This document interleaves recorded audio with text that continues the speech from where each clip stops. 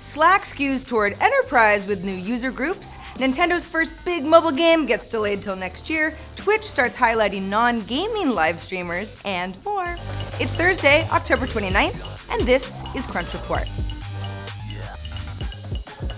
Current messaging service darling Slack has gained a ton of traction in a pretty short amount of time. Slack says that in the last month, at any given time, there are 1 million people connected through the service, with 470,000 paid team messages through the client. Now, Slack wants to give bigger organizations, the enterprise, more functionality through its brand new user groups. The new feature is for paid plans only and lets notifications be bundled into separate departments like all the company's engineers or everybody on the marketing team, or at least just a group of people who should get that alert all at the same time. This update adds the ability to automatically add users to a preset list of channels when they sign on with a team for the first time. That's for quick onboarding. Admins can also map all the active Slack user groups to Active Directory with SSO providers like OneLogin or Ping, which allows them to add huge groups of people into Slack in one batch. Now give us threaded comments and we'd really be talking, Slack. We have plenty of cloud services that do everything: photo storage, collaborative document editing, file sharing, iCloud, Dropbox, Google Drive, OneDrive, just to name a few.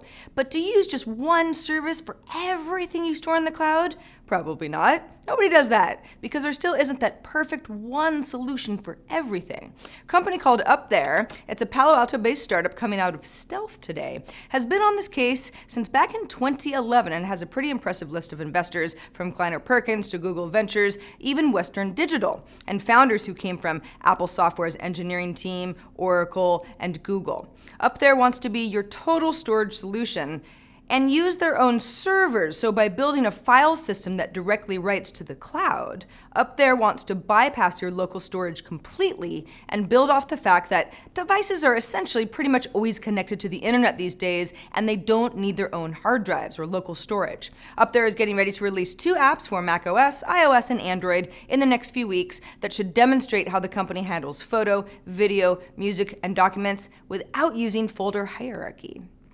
Nintendo's first mobile game is coming, everybody! Except that it's just been delayed to next March 2016. The company partnered with Japan mobile game specialist D&A back in March of this year and was hoping for a release before January. Nintendo CEO tat-sumikimi-shima said during an investor meeting that more time is needed to promote its mobile debut, which will be not a Mario game, actually. It's mii-tomo. It's a game where user-created avatars connect with each other. Free to download with in-app purchases if you actually want to have fun. Nintendo's share price dipped 7.5% right after this revealing news. The company is staggeringly late to mobile gaming at this point, but Kimishima says that 5 titles are scheduled for launch in 2016. Who will care by then remains to be seen. Twitch is making some room for the growing number of non-gaming videos on its site. There are a lot of them. It's kind of like the creative content people, music, art, etc. Today, the company is launching a dedicated landing page to increase video views and improve discovery for streams that highlight things like painting or illustrations, songs, costumes, glass blowing?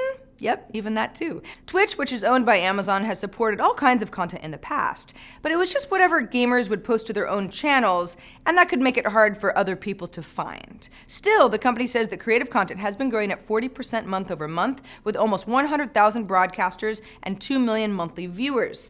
That's still just a fraction of the total user base. Twitch has nearly 100 million monthly visitors and 1.7 million broadcasters, of which 12,000 are partners who make money from their channels through ads or subscriptions or merchandise. Twitch.tv/creatives page itself is sponsored by Adobe, which posts creative content on Twitch already.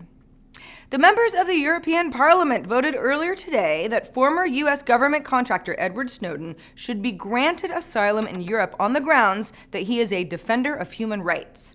The vote does not actually give Snowden asylum in Europe, not yet anyway. The member countries still need to decide if they want to take on the resolution or not. But this is still an important development. It symbolizes support for Snowden in Europe. The resolution passed on a 324 to 271 vote. It specifically asks EU member states to drop any criminal charges against Edward Snowden, grant him protection, and consequently prevent extradition or rendition by third parties in recognition of his status as whistleblower and international human rights defender. Snowden currently resides in Russia, he has for some time, and he recently said in an interview he'd be willing to return to the United States, possibly even if it meant he goes to jail. He faces 3 charges under the Espionage Act, that's a century-old surveillance law. The MEPs also issued a press release warning of the growing dangers mass surveillance poses to its citizens' human rights. Snowden himself released certain classified documents that outlined the scope of the American surveillance state, which has upped tensions between the EU and the US. Parliament is also calling the European Commission to step up protections on EU citizens' data entering the US as well. And that is the report for today. Little of everything. I'm Sarah Lane. Thanks for watching. Crunch Report airs every weekday at 7 p.m. Eastern, 4 p.m. Pacific on TechCrunch.com, on iTunes, on YouTube, on Facebook, and all over the internet. We'll see you tomorrow.